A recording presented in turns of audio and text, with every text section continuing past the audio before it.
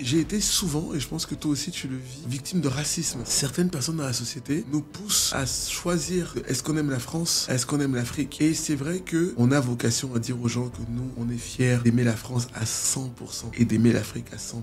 Ce qui veut dire que si on nous invite à aller au ski, on mange une raclette, et ben on sera les premiers. Mais si on nous invite à aller à Cotonou, on manger un ndolé avec des alocos, on sera aussi les premiers parce qu'on aime les deux à 100%. On n'est pas amoureux de la réussite, on est amoureux du chemin. La vie ne te laisse pas la chance et l'opportunité. Donc il faut limiter tes défauts pour améliorer tes qualités. Deviens visible. Bienvenue dans le podcast qui donne la parole aux personnes qui ont construit un business visible et qu'on pensait qu'elles étaient invisibles. Aujourd'hui, j'ai la chance de recevoir Stéphane Tiki. Bonjour Stéphane. Bonjour Steve. Merci d'être venu. Quel bonheur de te retrouver. Plaisir partagé, toujours. Stéphane, on se connaît, mais on va faire comme si on ne se connaissait pas. J'ai pour habitude de dire qu'il s'est passé des choses dans notre vie qui font la personne qu'on est aujourd'hui. Est-ce que tu peux, surtout dans notre adolescence, est-ce que tu peux me raconter un fait de ton adolescence? J'aime bien les anecdotes qui font la personne aujourd'hui qui bâtit des ponts entre la France et Steve, je vais d'abord te prendre à contre-pied. Il s'est passé quand même un fait important dans ma vie, notre amitié. Je pense que c'est important de le dire ici. Bah non, mais parce que oui, je trouve qu'on ne valorise jamais les gens de fait quand ils sont vivants. Il faut dire aux gens qu'on les aime quand ils sont encore là. Et c'est vrai que t'avoir rencontré avec ce parcours de fou que tu as et te voir aujourd'hui bâtir cette académie visible qui donne la lumière à ceux qui sont visibles, mais aussi à ceux qui ne le sont pas pour qu'ils puissent le deviennent. Je trouve que c'est totalement ton ADN. Et d'abord, c'est pour ça que je suis ici avec toi aujourd'hui. Et voilà, donc je voulais te dire, c'est important de se dire gentil. quand même. Parce qu'il faut qu'on soit aussi... entouré de gens qui nous inspirent, et tu sais que ton parcours est pour moi aussi une référence dans l'inspiration. Merci. Par rapport à l'anecdote que tu disais, écoute, là j'ai plein d'anecdotes qui passent par la tête. Vous voyez, avec Steve, on est vraiment transparent. Je connaissais pas les questions, je savais pas qu'il allait me poser ça, donc Exactement. c'est vraiment une réponse 100% authentique. Je dirais non, mais moi, mon père le matin quand je me réveillais pour aller à l'école, donc moi je suis né à Yaoundé, en septembre 1987, le 18 exactement. J'avais toujours cette expérience de vie qui était que mes parents ont toujours été très importants pour moi. Quand je me douchais et je me préparais pour aller à l'école, ma mère venait dans la salle de bain et m'aidait à répéter mes tables de multiplication, répéter toutes les phrases où j'allais avoir des interrogations. Et derrière, mon père m'amenait en voiture à l'école et je répétais à nouveau avant d'aller au contrôle. Et de ce fait-là, j'étais forcément bon à l'école du coup, parce que j'avais cette force-là. Et c'est vrai que ça a été un moment important et je pense que tu le vois aussi toi avec ton fils. Mais je pense que le plus important, c'est la transmission. Bien sûr. Avec l'ambition de l'excellence. Mes parents me disaient, voilà, tu dois être le meilleur, je veux que tu sois premier à l'école. Voilà, donc c'est ça qui m'a donné aussi l'ambition aujourd'hui de dire qu'on est fiers d'aimer l'Afrique, on est fiers d'aimer la France, avec l'ambition de l'excellence. Et peut-être que notre génération, puisque après avoir fait le collège et le lycée au Cameroun, je suis parti en France, doit être celle qui bâtit des ponts entre l'Europe et l'Afrique, parce que finalement... on a, avec un peu d'humilité, la réelle connaissance des deux. Puisqu'en fait, nous, on a grandi en apprenant l'histoire du Cameroun, puisque c'est là où je suis né. Mais on chantait aussi la Marseillaise et on connaissait aussi l'histoire de la France. Donc, voilà. Et après, je te dirais, j'ai une autre anecdote un peu plus tardivement. Et tu vas voir pourquoi je parle de ça. Mais j'ai été souvent, et je pense que toi aussi, tu le vis, parce que c'est le cas de pas mal de parcours des nôtres d'excellence, victime de racisme. Ça veut dire des phrases retourne dans ton cocotier, bonobo, des caricatures en singe et tout ça. Et je me suis rendu compte que certaines personnes dans la société nous poussent à choisir est-ce qu'on aime la France, est-ce qu'on aime l'Afrique. Et c'est vrai que quand j'ai vu ces actes racistes qui m'ont évidemment touché, parce que c'est toujours... peinant de voir, on peut te critiquer sur la façon de travailler, sur la qualité de vie, sur le manque de résultats, telle ou telle chose, c'est des débats subjectifs. Mais là, quand c'est sur la couleur de peau que tu n'as pas choisi, c'est très dur. Et en fait, je me suis rendu compte que justement, de cette expérience négative, on a vocation à dire aux gens que nous, on est fiers d'aimer la France à 100% et d'aimer l'Afrique à 100%. Ce qui veut dire que si on nous invite à aller au ski pour manger une raclette, eh ben on sera les premiers. Mais si on nous invite à aller à Cotonou pour manger un ndolé avec des alocos, on sera aussi les premiers parce qu'on aime les deux à 100%. Et je me suis dit, de cette expérience négative qui était une insulte raciste, eh ben, d'abord, il faut toujours l'extérioriser parce qu'il y a beaucoup de gens qui la terrorisent et qui, du coup, vont peut-être le banaliser en disant « Ah, c'est pas grave. » Non, c'est grave. Il faut jamais laisser passer. Il faut jamais laisser passer quoi que ce soit. Et je me suis dit, ceux-là, de toute façon, ça sert à rien de leur parler. En revanche, il y en a d'autres qui sont aussi ceux qui nous ont pris la main dans ce parcours dont on ne parle pas beaucoup, puisque j'entends beaucoup de gens parler d'immigration. Et moi, j'aime bien parler de ce parcours d'intégration, qui peut même devenir un parcours d'assimilation. Et ben, il y a beaucoup de gens qui ont pris la main. Et ben, moi, je trouve que ce qui est beau, c'est de partager les deux. Et je te raconterai aussi que quand je suis arrivé ici, donc tu connais mon engagement au départ pour la politique, j'ai été le premier Africain à être président des jeunes dans un parti politique français. Dans ce parti politique, j'y ai rencontré mes meilleurs amis dans la vie de tous les jours, qui m'ont d'abord permis d'aller au ski, puisque étant né à Yaoundé, j'étais jamais allé avant eux. Voilà, même si dans le continent, on a quand même la montagne, le mont Cameroun, voilà, avec un peu d'humour pour mes amis camerounais qui nous écoutent. Mais plus sérieusement, le plus beau moment et la plus belle anecdote que je peux te raconter, c'est avoir eu la capacité de faire venir tous mes amis avec qui j'ai grandi à l'UMP pendant presque 15 ans, les amener chez moi à Yaoundé. Ça, c'est beau. Voilà. Et ils sont venus dans mon école maternelle, mon école primaire, ils ont rencontré mes enseignants, évidemment ma famille. Et ben, je trouve que, pour moi, ce pont que l'on bâtit, il est des deux côtés. C'est-à-dire que l'intégration, elle se fait à la fois dans l'amour de la France, mais elle se fait aussi avec les nôtres dans l'amour de l'Afrique, pour leur montrer justement cette Afrique de l'excellence, au-delà des clichés, de ce qu'ils entendaient dans les médias ou par les autres, ou de ce qu'ils ont vu à la télévision. Ils sont venus avec moi sur le terrain à Yaoundé et ils ont vu. Et donc je trouve que c'est ça qui est beau et qui nous dit, voilà, on a cette responsabilité. Pour moi, c'est même une mission, hein, je nous mets un peu la pression. Mais pour moi, on a cette mission et cette responsabilité, tant pour nous-mêmes, mais que aussi pour nos enfants, de pouvoir être ceux qui vont transmettre cette excellence des ponts entre la France et l'Afrique. Très bien. Vraiment une bonne responsabilité. Ça me permet de faire une transition. Powerhouse, Chaba Consulting, le groupe francophone. Est-ce que tu peux me raconter ces 3 expériences? Alors, tu vas voir, moi, je suis quelqu'un d'assez coordonné. Oui. Donc, tout est lié. Après mon engagement politique, j'ai intégré le privé. J'ai intégré le groupement du patronat francophone, qui est la branche économique de la francophonie basée sur les PME, avec 2 millions de PME que nous accompagnons dans les 80 pays où on parle français, donc 40 pays du continent africain. Ma mission est de connecter les entrepreneurs avec les décideurs économiques, qui sont chambres de commerce, patronat, et décideurs qui sont les acteurs gouvernementaux. Et j'ai intégré le groupement du patronat francophone en 2019. Nous sommes déjà en 2025, donc ça fait 6 ans. Ouais, c'est pas mal.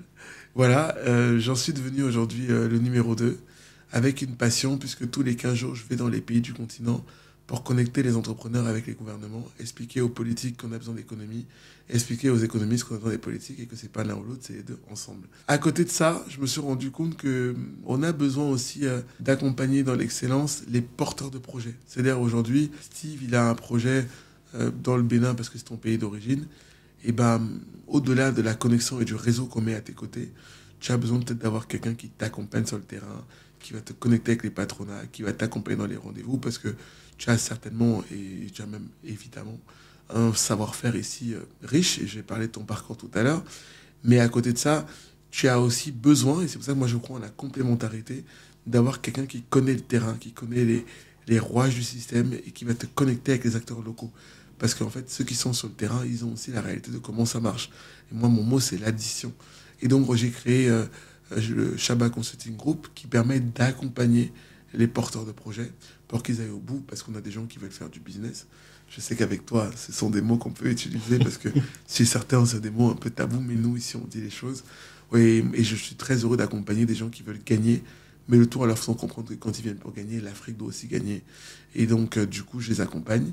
Et donc, tu vois, connexion Powerhouse, Chaba Consulting. Et dernière connexion, donc connexion au groupement du patronat Chaba Consulting. Et là, connexion Chaba Consulting Powerhouse. Powerhouse, c'est mon nouveau bébé. C'est un bébé qui date de novembre dernier, officiellement. J'avais l'ambition de créer un réseau d'excellence dans lequel tu fais partie, pour mettre en avant les parcours de réussite qui sont à la fois un mélange de réussite, d'excellence, mais surtout de résilience. 2 hommes m'ont inspiré. Nelson Mandela qui disait « Je ne perds jamais, soit j'apprends, soit je gagne », pour montrer que tous ceux qui ont réussi dans le sport, dans la musique, dans la culture, dans l'économie, dans la diplomatie, dans la politique, dans le business, ce sont des gens qui ont osé, qui ont tenté, qui sont tombés, qui se sont relevés. Et j'avais envie de montrer aussi qu'on entend beaucoup des gens qui tapent sur ceux qui font les choses qui ne vont pas, et ils ont raison. Quand les gens ne font pas bien les choses, il faut le dire. Mais moi, je trouve, parce que je suis un optimiste positif, comme toi, et moi, je trouve que nous devons aussi valoriser les gens qui font les choses et qui s'en sortent, et qui ne font pas de bruit. Celles que tu appelles d'ailleurs mon cher Steve, l'Académie Invisible, qui est le lien entre nous, et que je surnomme aussi la majorité silencieuse. Et donc j'ai créé ce réseau d'excellence où tu as eu d'ailleurs, tu m'as fait l'amitié et l'honneur d'être présent pour le lancement. Merci pour l'invitation. Avec des personnalités inspirantes comme toi, comme Francine Ganou, comme Didi B, comme Elisabeth Moreno, comme Sonia Roland, et comme d'autres qui sont excellents dans pas mal de domaines, hein, Mokobé, Flora Coquerel, enfin bon voilà, excellents dans la culture, dans le sport, dans la musique, dans l'économie, dans le business, dans la diplomatie. Donc c'était important de voir que oui, dans la diaspora, il y a des gens qui font des choses bien, qui brillent parce qu'ils sont excellents et ils sont résilients. Et puis j'avais aussi l'ambition, un rêve un peu foufou, mais un Steve aussi brillant à côté d'un Francis Ngannou. Vous voyez, les amis, il n'y a rien en commun entre le parcours de Steve, parcours de fou, et le parcours de Francis, parcours de fou. Mais je trouve que quand on arrive à ce sommet de l'excellence, dans deux domaines totalement différents, et ben c'est bien que si un jour Francis Ngannou, qui est déjà visible, mais on connaît la puissance de l'Académie visible, s'il avait envie d'être plus visible, encore plus, parce que chacun doit être spécialiste dans son domaine. Je crois à la complémentarité. Personne ne prend la place de l'autre. Chacun doit être complémentaire dans son domaine. Qui fait que si Francis Ngannou un jour dit, voilà, j'ai envie d'augmenter ma visibilité, mais la réalité, c'est que je n'ai pas les codes, parce que ce n'est pas mon métier. Et ben, il y a un Steve qui peut rendre encore Francis encore plus visible. Et si jamais, est-ce que la réciproque marche un peu aussi avec un peu d'humour, si jamais Steve se réveillait un matin avec l'ambition de dire qu'il veut taper les gens pour vivre. En réalité, il a un Francis Ngannou. Il a un Francis Ngannou qui a les codes, puisque lui aussi, il tape les gens pour vivre avec un peu d'humour. Ça n'arrive pas d'arriver, mais peut-être en termes de mindset, tu vois. Non, mais voilà, son mindset, je pense que ça peut être intéressant. C'est pour te dire que moi, je crois... C'est-à-dire, en fait, oui, évidemment, voilà, je pousse l'humour jusqu'au bout, parce que on est frères et c'est important de le dire ici. Mais je dis ça pourquoi ? Parce que je trouve j'ai pris Francis, mais ça aurait pu être... par exemple, si Steve, un jour, voulait se lancer dans la carrière de la chanson, bah, il a aujourd'hui Didi B, qui est le deuxième en termes d'artistes francophones dans le monde. Et c'est-à-dire que Didi B et Steve, l'exemple est un peu meilleur, autodérision, mais c'est-à-dire que Didi B et Steve, il a besoin de peut-être se lancer dans la musique un jour parce qu'il est passionné. Et ben il a le numéro 2 des artistes francophones. Didi B qui dit, voilà, j'ai envie d'augmenter ma visibilité. Et ben il a Steve. Et donc c'était pour dire que au-delà de Francis, on peut créer une vraie complémentarité dans les parcours en disant que je t'apporte quelque chose, tu m'apportes quelque chose, nous apportons quelque chose, et ça se termine par je gagne, tu gagnes, nous gagnons. Intéressant cette vision. Justement, tu es salarié du groupement francophone, et tu es chef d'entreprise, tu es CEO de... Alors, le groupement du patronat, c'est bénévole. Ouais. C'est bénévole, donc moi je suis numéro 2 là-bas, mais je suis bénévole. Ok. Voilà, c'est vraiment une association où on est tous bénévoles. Mais tu es salarié, non Non, je suis juste chef d'entreprise, où j'ai créé ma boîte. Ok, je pensais que le groupement... Non. Okay. Non, on est bénévole. D'accord. On est bénévole avec le président du groupement qui est une présidence tournante, puisqu'avant lui, c'était Madagascar. Okay. Et on a toute une équipe de bénévoles avec une équipe d'une 12aine de personnes. Ouais. Voilà, et à côté de ça... J'étais venu dans vos locaux, tu m'as invité une fois. Et à côté de ça, en fait, c'est ça la force du groupement du patronat, c'est pour ça que c'est un engagement vraiment passionnant, c'est que tout le monde est chef d'entreprise au sein du groupement du patronat. Le président lui-même est chef d'entreprise, et derrière... Voilà, on décide qu'au-delà de nos boîtes qu'on a tous individuellement, eh ben on met en commun. Ok. Et comment tu arrives du coup à gérer deux activités ? C'est une question qui est intéressante. Alors, c'est une question difficile parce que moi, je gère tout en même temps. Les trois. Déjà parce qu'en fait, je trouve que c'est beaucoup plus facile d'avoir trois activités qui sont en vrai dans la même route. Je pense que la complication, elle est quand tu fais trois activités différentes, qui n'ont rien à voir les unes avec les autres. Du coup, tu peux te tromper dans les chemins puisque ce n'est pas les mêmes routes. Moi, avec le GPF, je connecte les entrepreneurs avec les décideurs.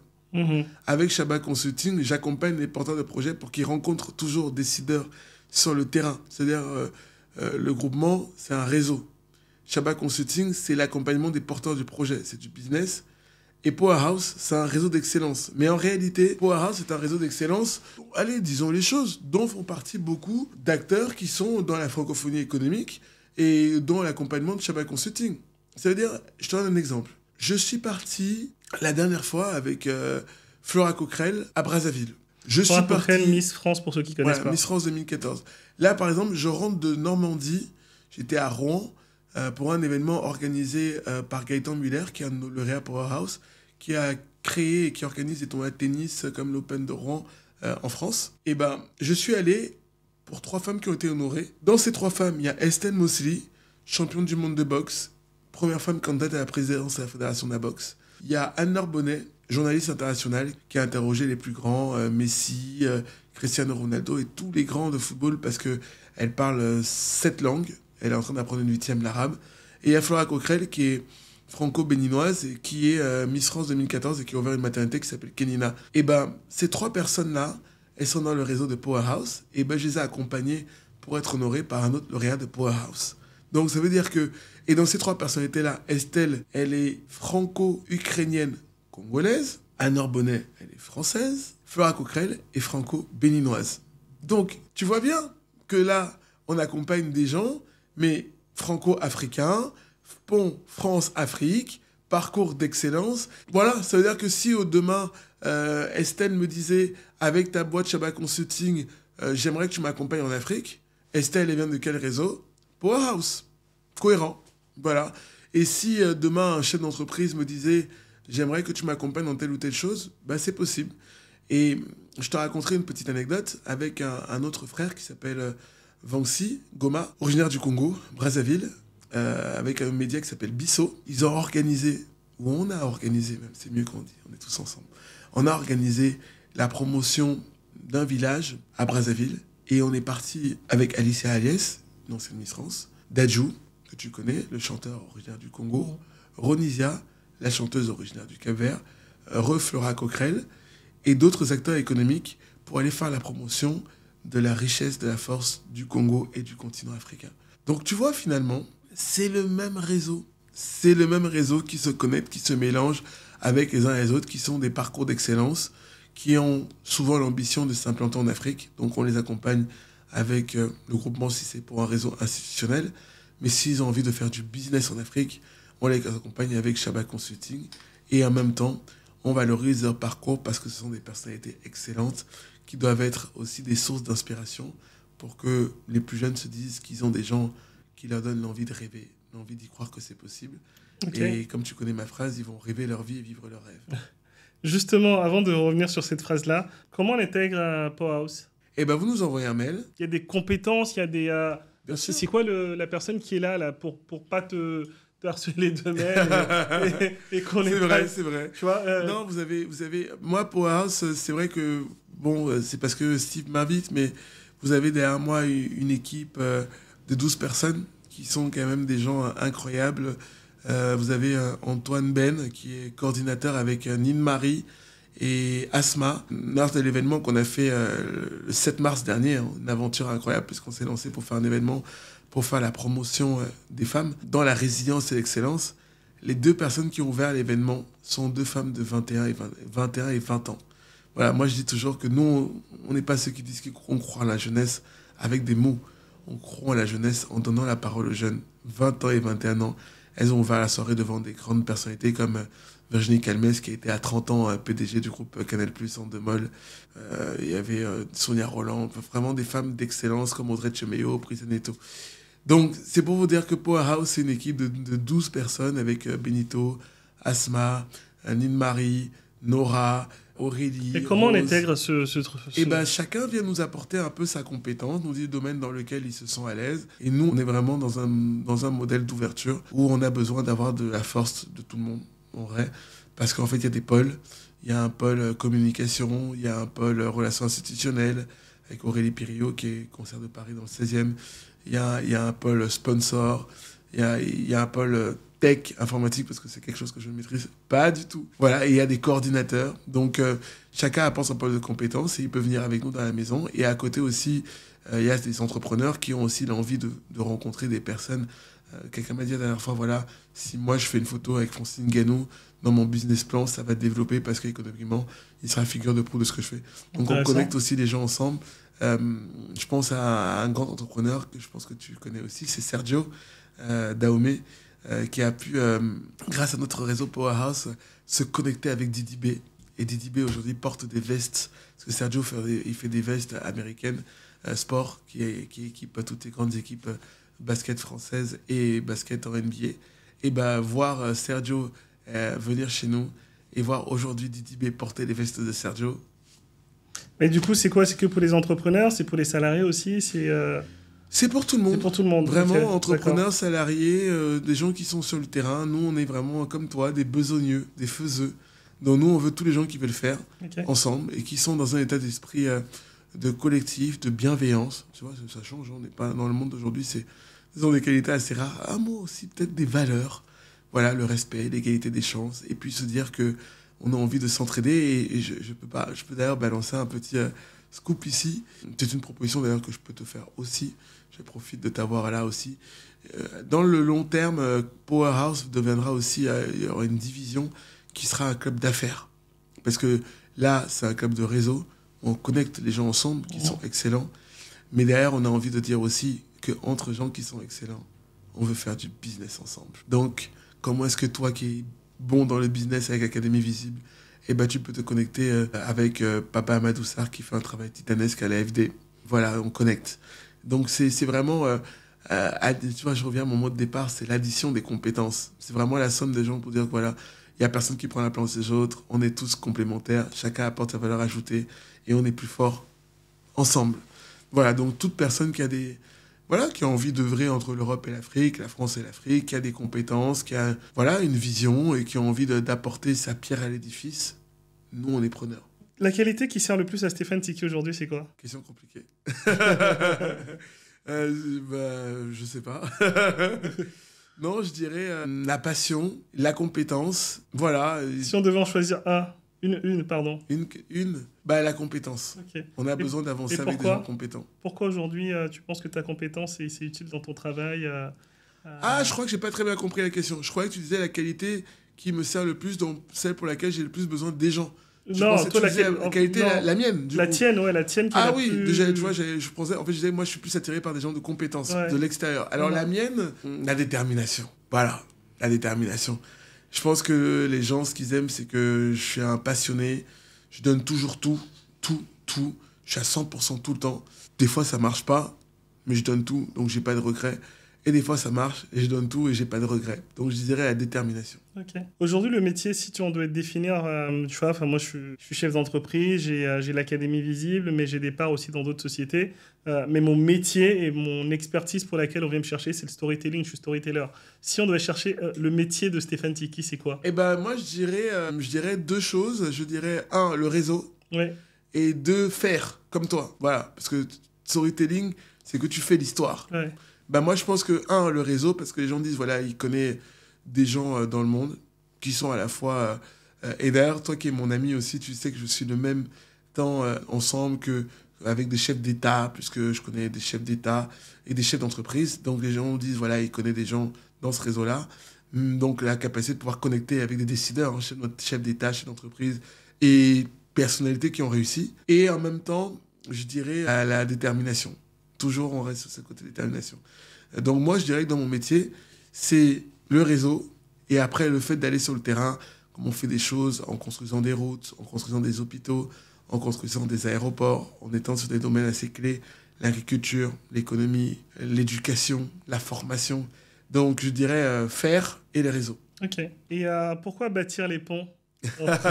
Tu t'en doutais que j'allais te poser cette question-là aujourd'hui. Écoute... Parce que Stéphane, souvent, il bâtit les ponts, il parle de bâtir les ponts. En plus, il a un podcast qui s'appelle Bâtir les ponts. Pourquoi bâtir les ponts entre l'Europe et l'Afrique? Non, mais parce que déjà, je trouve qu'on est dans un monde dans lequel on parle beaucoup d'opposer les gens. Et si je pousse la phrase jusqu'au bout, je te dirais avec un peu d'humour, on est dans un monde dans lequel on parle beaucoup de construire des murs. Mais nous sommes différents. On n'a pas grandi au même endroit. Nous sommes différents. On ne parle pas la même langue. Nous sommes différents. On n'habite pas le même quartier. Nous sommes différents. On n'a pas la même religion. Nous sommes différents. On n'a pas le même sexe. Nous sommes différents. Et moi, je ressens en fait que ces différences sont toujours faites pour nous opposer, pour nous séparer, pour nous-mêmes différencier. Et bien moi, je trouve ça beau de dire qu'on n'est rien en commun et que finalement, on a une complémentarité. Et que ces différences sont une force.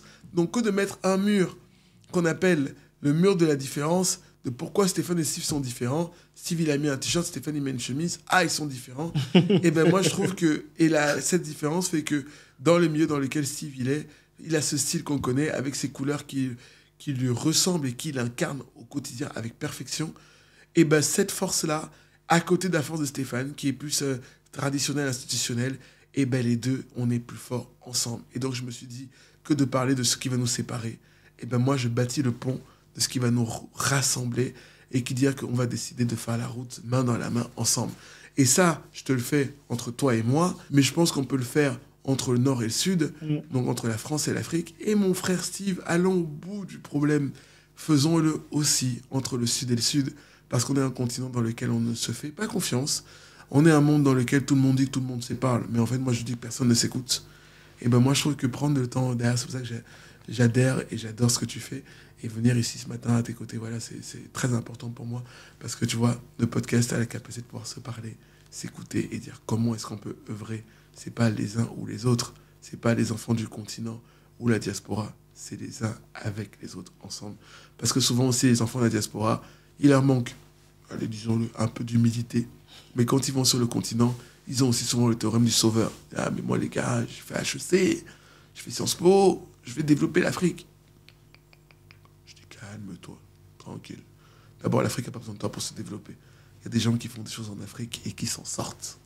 Maintenant, ce que tu as comme compétence, ils s'en sortent très bien, oui. Tu vas nous apporter ta valeur ajoutée qu'on va additionner, tu vois le mot, avec ceux qui sont sur le continent qui ont les réalités du terrain. Et si on additionne les deux, ça marche bien. Donc moi, je crois que les différences sont une force et ces différences créent de la complémentarité. Et c'est pour ça qu'il faut bâtir des ponts. Mais bâtir des ponts entre les individus, bâtir des ponts entre quelqu'un qui est excellent dans le sport, j'ai parlé de Francis tout à l'heure, et quelqu'un qui est excellent dans ce côté aussi créateur de la vie comme tu le fais toi, Steve, connexion. Quelqu'un qui est excellent comme Elisabeth Moreno, qui était ministre, notre grande sœur, que l'on peut connecter avec une Sonia Roland, qui a été Miss France en 2000 et qui aujourd'hui est actrice, productrice et réalisatrice. On connecte des univers qui n'ont rien en commun. Moreno, politique, Sonia Roland, culture. Et ils font du business ensemble ? Et ils font du business ensemble. Ok. Voilà. Donc c'est bâtir des ponts dans des domaines différents, bâtir des ponts entre les individus, bâtir des ponts entre la France et l'Afrique, bâtir des ponts entre l'Europe et l'Afrique. J'ai échangé il y a quelques jours avec son Excellence ambassadrice de Moldavie, qui aujourd'hui est la présidente des ambassadeurs francophones. Et ben, elle a envie de faire des choses en Afrique. Donc tu vois, c'est pas que la France, même la Moldavie et l'Afrique. Et enfin, bâtir des ponts entre l'Afrique et l'Afrique, qui fait qu'on peut implanter une boîte aujourd'hui qui est basée au Cameroun. On peut l'implanter en Côte d'Ivoire et bâtir des ponts entre l'Afrique francophone et l'Afrique francophone. Aujourd'hui, je travaille aussi avec la Tanzanie. Ça veut dire qu'ils parlent anglais, on parle français. On est tous les deux des enfants d'un même continent. On dit comment on va faire pour faire les choses ensemble. Et justement, c'est quoi ta plus grande fierté à propos de bâtir des ponts ? Quel pont tu as bâti entre deux mondes dont tu es le plus fier aujourd'hui ? Tu me dirais, écoute, j'ai permis de faire ça. Je sais pas, il y en a tellement. Je t'ai parlé tout à l'heure de l'exemple de Sergio et Didi B. Ouais. En fait, en vrai, comme ça, il y a plein de gens qu'on a. Il y en a pas un dont tu es fier, tu dis là, j'ai. Non, mais par exemple, là, accompagner Flora sur la construction de la maternité Kénina au Bénin, voilà, c'est quelque chose. La maternité, ça va nous permettre de créer la vie, de sauver les gens, d'améliorer leur quotidien, de pouvoir les soigner. Je trouve ça incroyable. Voilà, j'accompagne aussi, là, en ce moment, une entreprise qui fait de la télémédecine sur le continent africain. On a besoin aussi que ceux qui soignent en Afrique n'aient pas toujours l'impression qu'ils doivent quitter l'Afrique pour aller se soigner sur le continent. Et la télémédecine va permettre aux gens, qu'ils soient dans les villes ou dans les villages, à partir du moment où ils ont Internet, d'avoir un avis consultatif au niveau du médecin. Il y a plein d'exemples sur la partie information, former les jeunes. Là, j'organise un événement en Côte d'Ivoire le 27 et le 28 mai. On va faire une masterclass avec des femmes qui ont réussi, comme Émilie Bourrel, qui est secrétaire générale de l'Institut de formation à l'IFG ici, qu'on va connecter avec des femmes qui ont grandi dans un village à Sorogo, dans un village à Abidjan, qui sont des femmes qui sont entrepreneurs dans la ruralité. Bâtir un pont, c'est-à-dire connecter ces femmes qui ont réussi en France avec ces femmes qui vivent dans un village. Incroyable. Donc, accompagner aussi des personnalités comme là, Blaise Matuidi, dans l'académie qu'il est en train de former aussi en Afrique pour former les jeunes. C'est incroyable. Voilà, être aux côtés de, j'ai dit tout à l'heure, Estelle Moussi, première femme candidate à la présidence de la fédération.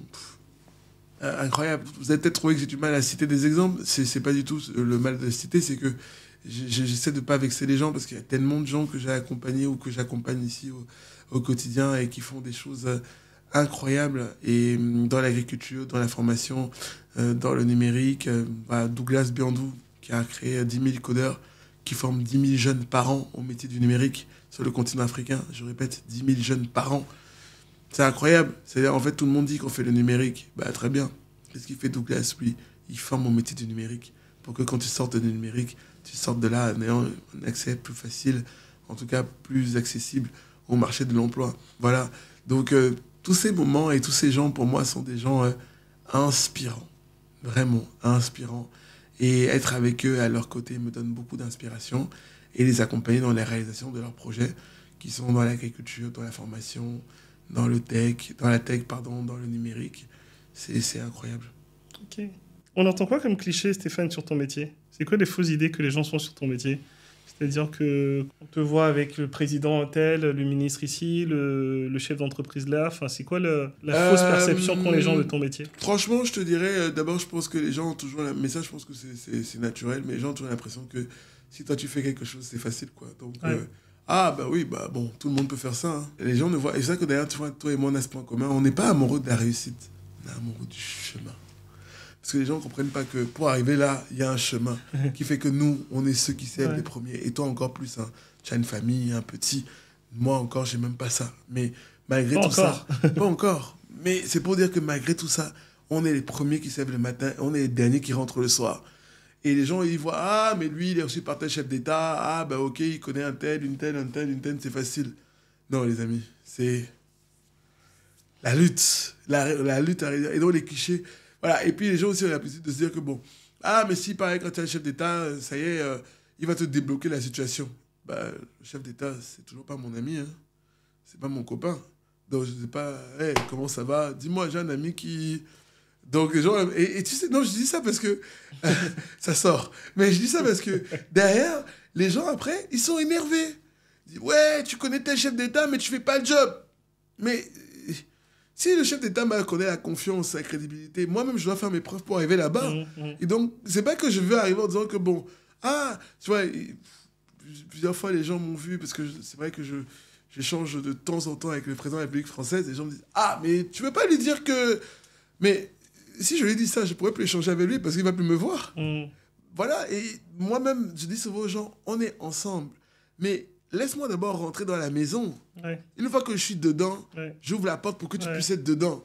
Mais si moi je suis dehors et que je me bats pour rentrer, je cherche l'ouverture de la porte, et que toi tu me dis, mais le frère, qu'est-ce que tu fais là depuis? Mais mon frère, à ce rythme-là, je ne vais pas rentrer, tu ne vas pas rentrer et personne ne va rentrer. Donc c'est vrai que les gens ont les clichés de se dire que oui, comme on connaît des gens qui sont excellents, c'est bon. D'abord, si on les connaît, c'est que c'est facile. Ils oublient même la route. Hein. Moi, je ne suis pas né ici. J'ai pas grandi ici, j'ai pas fait l'école ici. Je suis arrivé ici en 2005, sans parents, sans amis, sans réseau, sans personne. C'est vraiment quand on dit nous, tout à l'heure tu disais, nous on a fait petit à petit, comme les enfants, un pied. D'ailleurs les gens, ils vont banaliser notre travail. Ouais, tu vois, Steve, il a 1 million de followers sur Instagram. Mais ça c'est facile. Est-ce que vous savez que l'Académie Visible, il travaille la communication, l'image, il a construit le profil, la route. Est-ce que c'est facile? Non.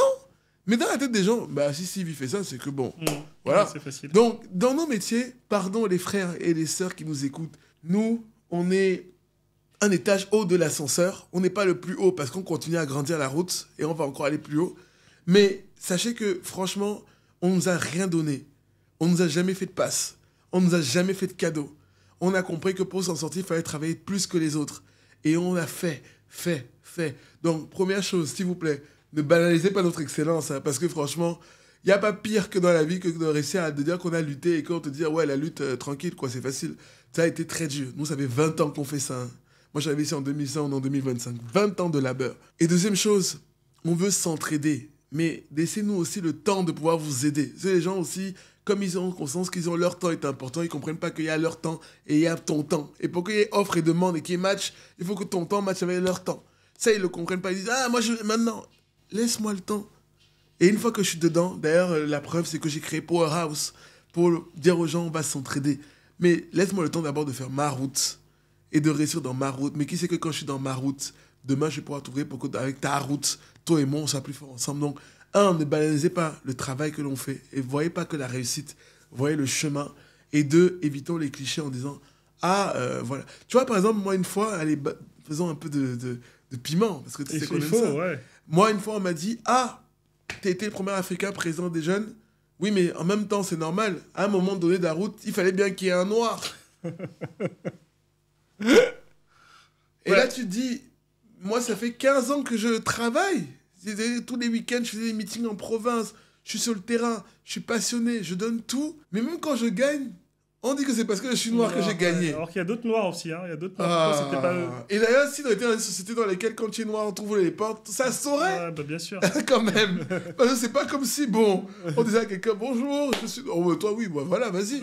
Donc, on doit être ceux qui doivent se battre. D'ailleurs, tu te dis, mais comment en une phrase comme ça, tu as détruit 15 ans de travail. C'est vraiment genre, toi, tu t'es dit, bon, non, en fait, je suis vraiment le, entre guillemets, le noir de la chance, quoi. C'est-à-dire, je suis noir chanceux. Toi, tu es là, on a dit, ah, ben on cherche quelqu'un. Allez, attends. Un noir sympathique, ouais, bah, Stéphane Tiki. Ben voilà. Il est bon, ouais, on s'en fout. Il est noir, déjà, c'est bien, il en fallait un quelque part. Eh ben, frère, ça, c'est... Nous, on a... Fou. Tu dis, mais comment, toi, une demi-phrase comme ça, mais c'est horrible. T'imagines si t'as un dîner et que tu as charbonné et que les gens ne savent pas quel était le parcours et qu'ils ne te connaissent pas, on dit, ah, lui, c'est parce que... Les gens derrière, ils vont te voir seulement comme un gars de la chance. Ah, lui, c'est parce qu'il était au bon endroit, au bon moment. Ah, c'est intéressant ce que tu dis. Enfin, ça me fait penser à... Enfin, dans mon activité, on me dit, oui, en fait, t'as l'académie qui marche parce que t'as une communauté, parce que t'as des gens qui sont derrière, qui te suivent. Mais avant d'avoir cette communauté, avant d'avoir ces personnes-là, enfin, tout le travail que tu as derrière, c'est assez dingue. En fait, les gens te disent, oui, connecte-moi avec Marc Simoncini, connecte-moi avec Anthony Bourbon, connecte-moi avec des gens ici. Mais je dis, mais moi aussi, je suis en train de faire ma place. C'est-à-dire que si je te connecte à tout le monde, je le fais. Mais je le fais parce qu'il faut que ça ait du sens aussi pour la personne. Et puis si je commence à connecter tout le monde avec tout le monde, du coup, mon téléphone, là où je connecte mon WhatsApp, ça a plus de valeur, en fait. Je dois encore piquer. Mais, parce que ce que tu me dis là, moi, ça me touche. Il y a un sujet, le frère. Les gens ont l'impression que connecter là, c'est facile. Mais, le frère, pardon, le réseau, c'est un travail. Et pourquoi tu crois que tu as cité Anthony Bourbon, je crois que c'était ça. Pour que Steve connaisse Anthony Bourbon, d'abord, Steve a dû montrer à Anthony Bourbon qu'il était crédible. Et parce que Steve aussi, c'est quelqu'un quand même. Anthony Bourbon aussi a dû montrer à Steve qu'il était crédible. Maintenant, on est dans la période, c'est un peu comme le premier jour de la rentrée des classes, où chacun se jauge. Si Steve, il dit qu'il est quelqu'un et qu'il demande un service à Anthony, qui a déjà des millions de gens qui lui demandent des services, la réciproque marche d'ailleurs. Hein. Si Anthony demande un service à Steve et que Steve, il est tellement quelqu'un qu'il y a tout le monde qui appelle Steve. Steve va dire que, mais Anthony, finalement, il est comme tous les autres. Et j'ai pas besoin d'avoir des gens qui sont dans ma vie, qui viennent entrer dans ma vie pour me demander des services. J'en ai déjà des millions. Donc, ils te classent. D'ailleurs, demain, quand toi, tu rappelles Anthony, il va me dire, ah, Steve m'appelle. Ah, c'est un service. Il ne décroche plus. Exactement. Et du coup, nos amis doivent comprendre que, en faisant ça, ils perdent, on perd, nous perdons. Donc, c'est pour ça que je dis aux gens, s'il vous plaît, les gars, valorisez les réseaux des gens. Parce que c'est pas facile. C'est pas nos amis. Et on est dans l'excellence. Quand Francine Ganou vient ou quand Steve vient à Powerhouse, c'est l'excellence. Et il vient parce qu'il me fait confiance. Il me donne son temps, son énergie. Parce que si je dis à Steve, tu viens au Sénat, il arrive là, il voit que c'est au quartier, il n'y a pas l'assiette, il n'y a pas le plat, il n'y a pas le verre d'eau. Les gens qui sont là, non, même s'il n'y a pas l'assiette, je serai là, Stéphane. Non, oui, mais le frère dira quand même que je suis Steve, quand c'est normal. Je me suis déplacé, j'ai aussi la famille, un petit, je prends du temps parce que je te fais confiance. Tu es crédible. Donc moi, je dis aux gens, laissez-nous le temps de créer la route de la confiance avec les gens. Une fois qu'on est dedans, on fait toujours tout pour vous tendre la main. Mais respectez aussi que vous avez un temps, nous avons un temps. Et si nos deux temps ne sont pas les mêmes, s'il vous plaît, les amis, je profite, je suis chez mon frère Steve, je dis des choses, ne nous en voulez pas. Parce que après, vous allez vous énerver. Oui, t'as vu, il a changé, Stéphane, il a pris le melon, il répond plus au téléphone, j'ai demandé un service, il a pas fait de job. C'est le jeu. Mais est-ce que c'est qu'on répond plus? C'est que moi-même, dans ma lutte, là, qui m'aide? Dans ma lutte, là, qui m'accompagne? C'est le jeu. Dans ma lutte, là, qui m'ouvre la porte? Donc moi, je me bats, je suis seul. Hein. Parce que là, j'ai mon frère Steve, on est deux. Donc, laisse-moi le temps. Mais je ne demande même pas que tu m'aides à me battre. Hein. Je me bats seul parce que de toute façon, j'ai été formé à gagner tout seul. Donc, il n'y a pas de problème. Et à côté de moi, j'ai une équipe. Je dis simplement que laisse-moi gagner le combat. Une fois que j'ai gagné, tu viens, tu rentres, on est plus fort ensemble. Mais si tu veux rentrer et que je n'ai pas encore gagné, ben, c'est contre-productif. Et ça, les gens ne le comprennent pas. Stéphane, avant-dernière question, parce que le temps il est en train de passer malheureusement. Comment on crée un réseau? Comment créer un réseau? Comment créer un réseau? Eh ben, c'est pas compliqué, hein, finalement. Tu parles avec ton frère qui s'appelle Steve, qui est excellent, et tu dis comment on fait la route ensemble. Et derrière, on fait une route, et on fait chacun son tour les uns avec les autres. Et derrière, ça fait un réseau. Moi, j'aimais bien cette phrase qui disait, tu vas rigoler, mais pour moi, c'est toi plus moi égale un toi, T-O-I-T. Et comment tu... Et pour moi, Powerhouse, c'est le toi, T-O-I-T. Je répète ma phrase. Punchline. Toi plus moi égale un toi, T-O-I-T. Ça veut dire que ta force et ma force, ça fait notre force commune dans la maison commune. Powerhouse, pour moi, c'est la maison commune. Et donc, je dis à tous les gens, apporte-moi ta force, que j'additionne avec ma force. Et on fait notre toi, notre maison commune. Comment toi, tu crées un réseau, par exemple? Comment toi, tu as pu créer un réseau, toi? Comment j'ai pu créer un réseau, moi? On va dire, par exemple, aujourd'hui, tu viens, tu connais personne. Tu viens de Yaoundé, tu connais personne aujourd'hui. Et tu dois faire ta route parce que tu feras ta route, parce que tu as des skills. Comment tu ferais pour rencontrer une personne forte qui va t'apporter de la force, par exemple? Eh ben, faut jamais lésigner dans tout ce qui est social. C'est-à-dire, moi, je fais beaucoup de dîners, je rencontre des gens. Voilà, souvent les gens me disent comment on fait pour connaître des gens. Bah, il faut être invité, il faut aller rencontrer des gens. Voilà, faut se dire que chacun de nous va apporter une valeur ajoutée. Voilà, on n'a rien à perdre, on donne de la force à chacun et qu'on a nos parcours. Il faut être fier de qui on est. Voilà, il faut être fier des valeurs qu'on est. Et il faut être fier de se dire que ce que tu as fait là, tu dois à toi. Et donc, il faut le dire aux autres en disant que tu peux apporter, toi, toujours quelque chose à la vie de quelqu'un d'autre. Et voilà, il faut échanger. Et nous, on ne se connaissait pas. On s'est rencontrés au Parc des Princes, Ouais, au exact. Théâtre de Secret. Ouais. Voilà, on allait revoir un match ensemble. Loge, ouais. On était dans une loge sympathique. Et on a parlé des parcours de l'un et de l'autre, qui sont des parcours rien à voir au départ de la route. Et puis on s'est dit, bah, si on additionne nos forces et tout ça, et comme c'est vrai. Voilà, et derrière, chaque fois que tu as fait quelque chose, j'ai toujours été là. Pareil. Chaque fois que j'ai fait quelque chose, j'ai toujours été là. Et je t'ai ouvert des portes, tu m'as ouvert des portes dans des univers qu'on ne connaissait pas, et l'un et l'autre. C'est ça la force du réseau. Mais c'est pour ça que je dis toujours aux gens, la plus grande force qu'on a dans le monde, c'est le capital humain. Voilà. Tu rencontres quelqu'un, mais tu ne peux pas savoir, nous, ça fait 10 ans. C'est clair. Tu ne peux pas savoir la route de la fraternité qu'on va faire. Est-ce qu'il y a 10 ans, vous pouvez imaginer qu'on en serait là aujourd'hui? Pas forcément. Et on est fiers l'un de l'autre et on se dit qu'on va continuer à s'ouvrir des portes. Et le réseau, c'est ça, c'est l'ouverture. On a hâte de voir dans 10 ans ce que ça va donner. Et oui, les amis. Mais soyez prêts, parce que nous sommes nés pour écrire l'histoire. Ça, c'est sûr. Donc, dans 10 ans, vous avez vu ce qu'on a fait déjà là depuis 10 ans. Dans 10 ans, les amis, on vous réserve encore plein de surprises. Ça, c'est sûr. Est-ce que tu penses que le fait... Enfin, j'aime bien parler d'entrepreneuriat et de parentalité. Est-ce que tu penses que le fait... Moi, j'ai 2 enfants, tu le sais. Le fait de ne pas avoir d'enfants, ça te permet d'aller encore beaucoup plus loin que le fait d'avoir des enfants ou pas? Alors, question difficile. Très difficile. Je pense que... C'est un sujet, on en parle souvent avec mes potes, tu vois.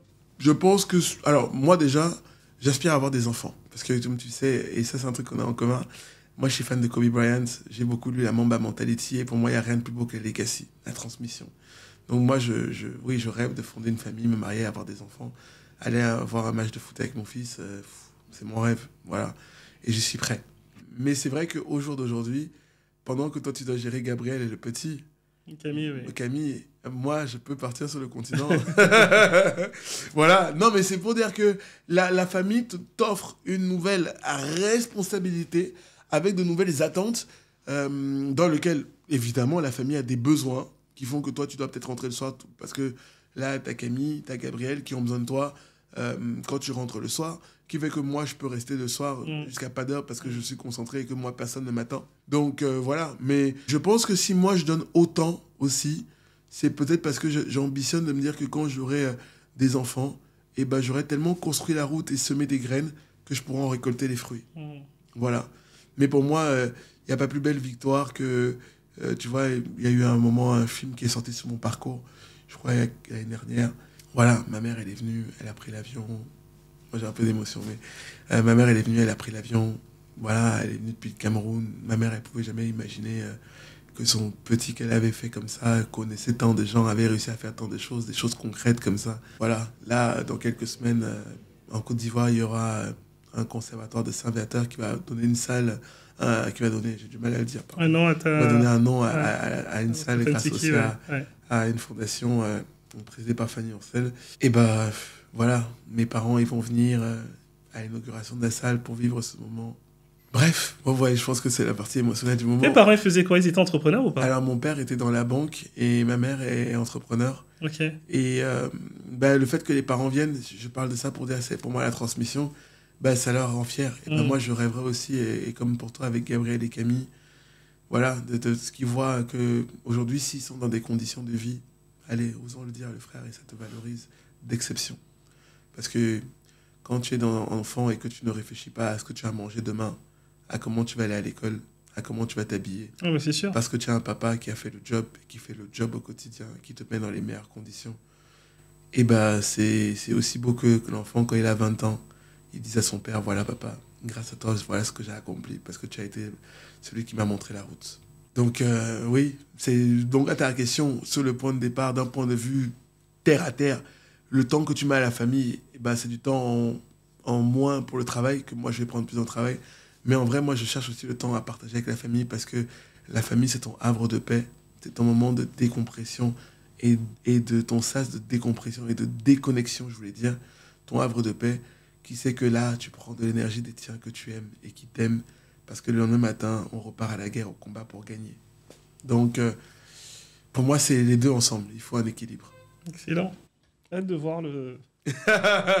Les enfants de Stephen Tiki. Non, ça oui, mais surtout le moment là avec tes parents. Enfin, je sais que j'étais là quand il y a eu le film, après sur le bateau et tout, mais hâte de voir la salle porter ton nom et les enfants de Stephen Tiki, ça viendra. Ça, c'est une question de temps. Quelle filouterie Stéphane il a fait aujourd'hui qui fait le... Là, tu dis, ok, là j'ai joué en coup.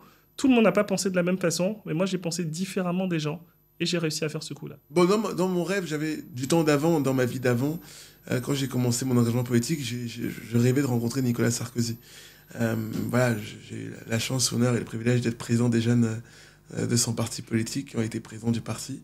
Et les gens, après, ils étaient plus sur le fond, les notes et tout ça. Moi, la filouterie que j'ai faite, c'est être un gars du terrain. Tous les week-ends, j'allais faire un meeting en province. Et les gens, lorsqu'il y avait des... je ne travaille pas de secret, mais lorsqu'il y avait des meetings dans la Creuse, dans la Nièvre, dans l'Allier, les gens, ils préféraient rester le samedi soir à Paris pour aller à l'Étoile, au 6-7, tu te rappelles. Moi, je partais concentré, je dormais là-bas. Voilà, la vie où concentré, tu fais ton meeting, tu rentres, tu dors.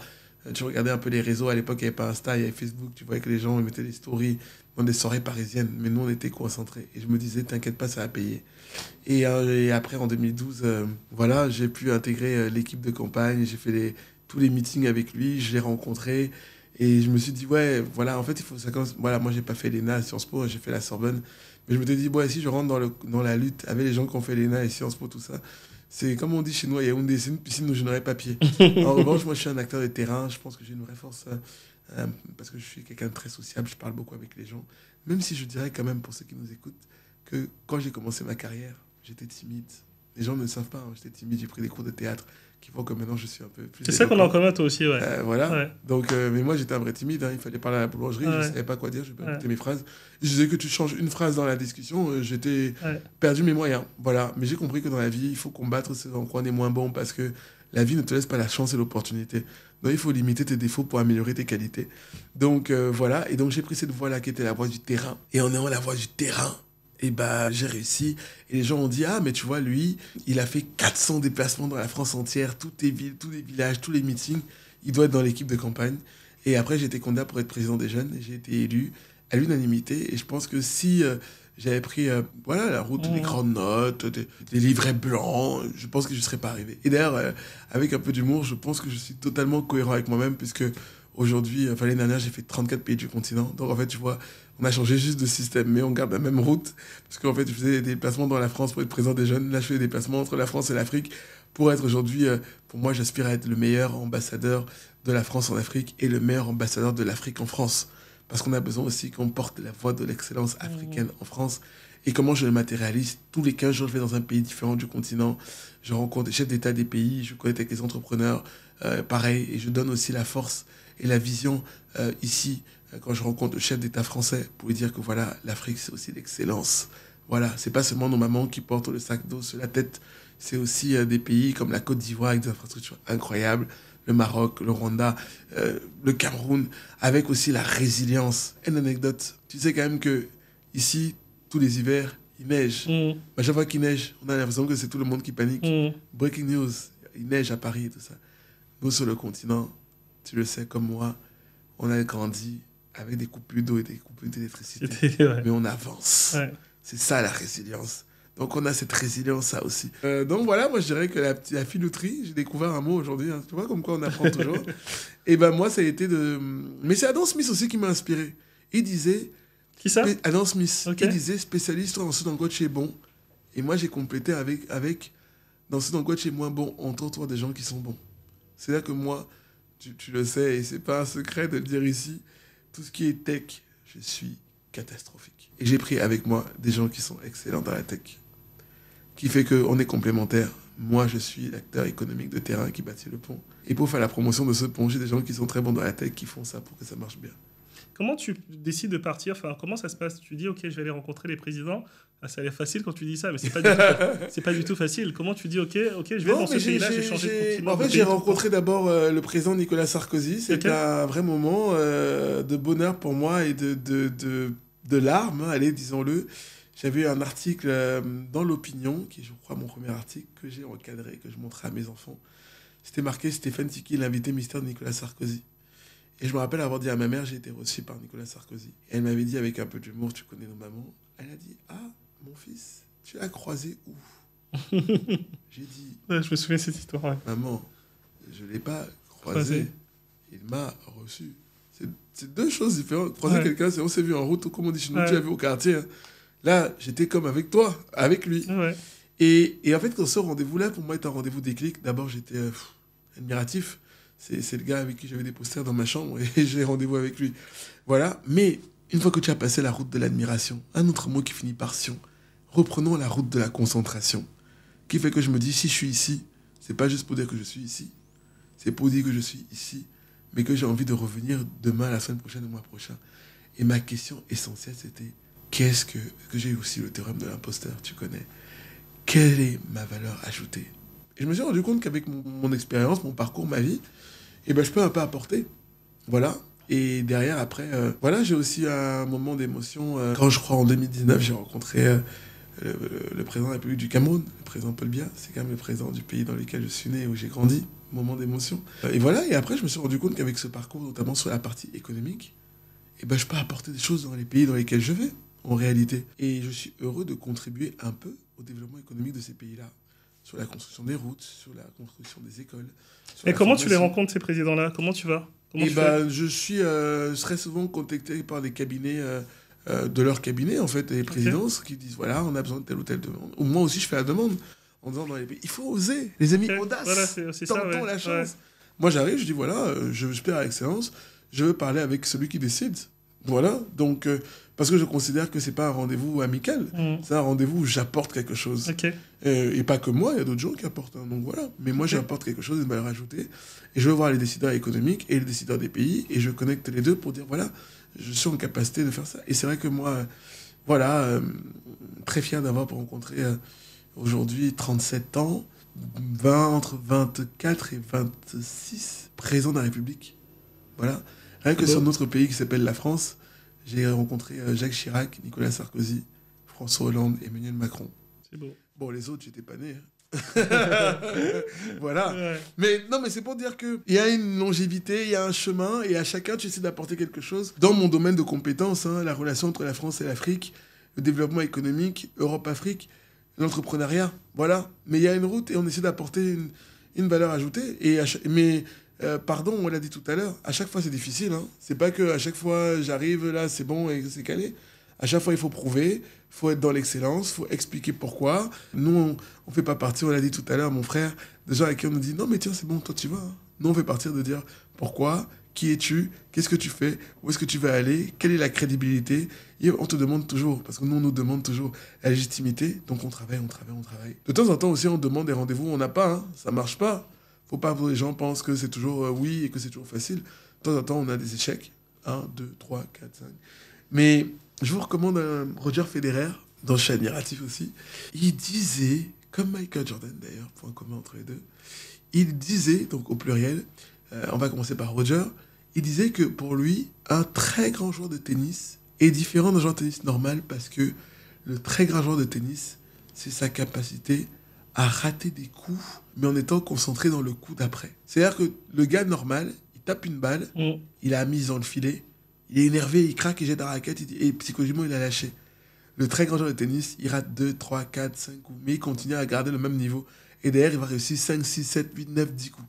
Et Michael Jordan disait pareil que lui, il fait partie du plus grand nombre de gars basketteurs qui ont raté le plus grand nombre de paniers de basket. Mais, les amis, il fait aussi partie du plus grand nombre de gars qui ont marqué le plus de paniers de basket. Dans le match, on dit que lui, il shootait, il ratait, il shootait, il ratait, il shootait, il ratait, il shootait, il ratait. Mais il disait que dans tous les cas, même si là, je ne sais pas, le bon soir, il fait un temps où ça va rentrer. Et derrière, on dit, oh, le GOAT, greatest all time. Il a réussi. Oui, mais bon, voilà. Donc, c'est pour vous montrer que les rendez-vous, oui, hein, moi aussi, j'ai eu beaucoup d'échecs, de tentatives. On m'a dit, voilà, là, je vais faire tel truc avec le président. Bah non. Je voulais faire, au début, je voulais intégrer l'équipe de campagne de Nicolas Sarkozy. On m'a dit non. J'ai pleuré, hein. Vraiment, j'ai dit, voilà, j'ai pleuré. J'ai même eu un reportage à la télévision, j'ai pleuré à la télé. Ma mère, elle m'a dit, pleure au moins à la maison, non. Ne pleure pas à la télé devant les millions de gens. Voilà, mais j'ai pleuré. Après, j'ai dit, bon, il faut que je pleure moins. Donc, on va essayer, on recommence. Au final, j'ai intégré l'équipe. Voilà. Tomber, se relever, tomber, se relever. Excellent. Audace, excellence. Excellent. Là, nous sommes sur la dernière partie, enfin l'avant-dernière. Si c'était à refaire, aujourd'hui, tu ferais quoi? Entrepreneur ou salarié? Entrepreneur. En multinational ou petit business familial? Donc, business familial. Ok. Enfant ou pas enfant? Enfant. Produit ou service? Produit. Publicité ou réseaux sociaux? Réseaux sociaux. Seul ou ensemble? Ensemble. Storytelling ou personal branding? Personal branding. 3 gros clients ou 1000 petits clients? 1000 petits clients. Offre premium ou accessible? Accessible. Risque pour aller plus vite ou sécurité et avancer sûrement? Sécurité. Ok. Riche et discret ou visible et connu? Riche et discret. Ok. Business passion ou business qu'on déteste mais on réussit? Business passion. Contrôlé ou délégué? Délégué. Lever des fonds ou des fonds propres? Les fonds propres. Mentor ou intuition? Mentor. Livre ou podcast? Les deux. Faut choisir. J'écris un livre actuellement. Ouais. Et je lance mon podcast. Mais d'habitude, Non, ouais. je dirais, alors avec un peu d'humour, Ouais. je pense d'ailleurs qu'on en parlera avec Lilou, mais moi je pense que je suis un très bon client dans les podcasts, donc je dirais podcast. Okay. Parce que je trouve que le livre, bon moi j'adore lire, ouais. mais je trouve que le livre c'est quelque chose que tu vis individuellement. Ouais, le podcast, tu le partages collectivement. Exactement. Bâtir des ponts ou construire des ponts? Attention, il y a un Bâtir des ponts. Parfait, Stéphane, quelle est ton actualité aujourd'hui? Mon actualité aujourd'hui, c'est que je vais lancer, grâce à Steve, mon podcast, voilà, qui s'appellera Bâtir des ponts. Je suis en train d'écrire un livre qui sortira certainement à la rentrée, sans vous vendre de sujet, que ce sera un livre entre l'Europe et l'Afrique, sur cette relation passionnée et passionnelle, dont on aimerait qu'elle soit aussi un peu plus rationnelle, sur du gagnant-gagnant. Voilà, et puis... toujours continuer avec mon club Powerhouse à mettre en avant l'excellence, l'audace, la diaspora, ceux qui bâtissent des ponts entre l'Europe et l'Afrique. Et attention, quand je parle de diaspora, précision, hein, parce qu'on m'a fait la remarque la dernière fois, parce que j'ai fait une réunion au Conseil économique et social avec le groupement du patronat francophone. Il y avait 700 personnes, il y avait des Grecs, des Moldaves et tout ça. Et les gens m'ont dit, mais c'est la diaspora? J'ai dit, oui, la diaspora grecque, la diaspora moldave, la diaspora roumaine, italienne. Donc la diaspora, c'est pas que les Africains, c'est ceux qui sont d'ici et d'ailleurs. Donc toutes les diasporas sont les bienvenues chez Powerhouse, et toujours continuer à accompagner tous les porteurs du projet, parce que je crois que l'Afrique, c'est le continent d'aujourd'hui et de demain. Mais il faut que ça reste surtout le continent d'aujourd'hui. Et pour ça, la clé pour moi, c'est le développement économique à travers les petites et moyennes entreprises, parce que 90% du continent est basé sur les PME. Donc, toujours plus de réseaux, toujours plus de terrain pour accompagner des PME qui créent de la richesse, faire et être un acteur de concret, parce que c'est ça qui nous rassemble, mon Steve. Et toujours autant de plaisir à se voir, à partager, à s'écouter. Parce que vous voyez Steve là comme ça, mais dans mon parcours, on ne le dit pas assez. Il m'a donné beaucoup de conseils. Voilà, et c'est important de aussi. dire. Oui, mais c'est important de dire que, voilà, parce que les gens pensent toujours que quand on s'en sort, on réussit tout seul. Il faut aussi dire qu'on a aussi la chance d'être bien entouré, ensemble, avec des gens qui vont nous donner des conseils en disant « Ah, attention, ça, peut-être, c'est pas bien. » Voilà. Et d'ailleurs, il faut lui rendre hommage, parce que c'est avec lui que je suis aujourd'hui. Le podcast que je vais lancer, qui s'appelle Bâtir des ponts, c'est lui qui a trouvé le nom. Vous voyez comme quoi qu'on est connectés. Hein. Voilà. Mais c'est pas obligé, c'est ensemble. Voilà. Mais non, mais moi, je trouve qu'on est ensemble, mais c'est important de valoriser les gens avec qui on est. Parce qu'en fait, on est dans une vie où les gens parlent toujours des choses qui vont pas. On a toujours des problèmes, on est toujours énervé. Ben moi, je suis un optimiste. Je parle aussi des choses qui vont, et quand ça va, il faut le dire aussi. Donc, C'est pour moi important de le dire. Donc, mon actualité, elle est riche, elle est pleine, elle est passionnante, encore sur le terrain, donc tous les 15 jours. Donc, je repars sur le continent dimanche, 4 pays au mois de mai. Voilà, je suis en train de vouloir organiser une soirée Afrique au Festival de Cannes, où j'espère que tu pourras être des nôtres. Avec plaisir. A priori, ce sera le 15 mai, parce qu'on a cette Afrique de l'excellence au Festival de Cannes, coordonnée tous ensemble. Voilà, donc vous voyez, on est l'entrepreneuriat, le terrain, la relation Europe-Afrique, les pays, mais aussi le club, l'excellence, voilà, la passion, tout. Le tout dans la même vie, ça fait une vie pleine. Intense. Mais comme on est dans la passion, métier passion. Intense. On peut te retrouver où, Stéphane? Vous pouvez me retrouver sur Instagram, sur LinkedIn, sur Twitter, sur Facebook et dans les amis de Steve. Exactement. Tout simplement, vous Voilà. allez dans mes amis, Stéphane Tiki. Bon, après, et vous allez Steve, il trouver- a beaucoup d'amis quand même. Hein, donc, Non, si non. vous allez dans les amis Alors, de Steve sur Insta, Non, j'ai beaucoup voilà, de... mettez j'ai- Tiki, ça va plus vite. Si vous mettez Stéphane, vous allez faire... J'ai beaucoup de relations, mais j'ai pas beaucoup d'amis. Tu fais Non, partie je des disais amis que beaucoup j'ai. d'amis. Je charriais pour dire beaucoup d'amis parce que si vous allez dans les amis de Steve, donc sur Instagram, il a beaucoup d'amis sur Ouais, Instagram. sur Instagram, oui. Donc si vous commencez à vouloir me chercher en commençant à A pour aller à... Parce que du coup, il s'appelle S comme Steve et c'est aussi S comme Stéphane. Et vous allez au bout, vous allez prendre du temps. Parce qu'il a beaucoup d'amis, il est très visible et donc c'est pour ça que ça marche bien. Pour écouter, bah voilà, vous suivez, vous regardez Stéphane Tiki. En tout cas, merci beaucoup. Chapeau à toi pour ce que tu fais. Et, Merci c'était un beaucoup. plaisir. Chapeau. Voilà. Merci à Stéphane pour cet entretien. En fait, au-delà de bâtir des ponts, ce que je retiens, en fait, c'est plutôt la force du réseau, la force du collectif.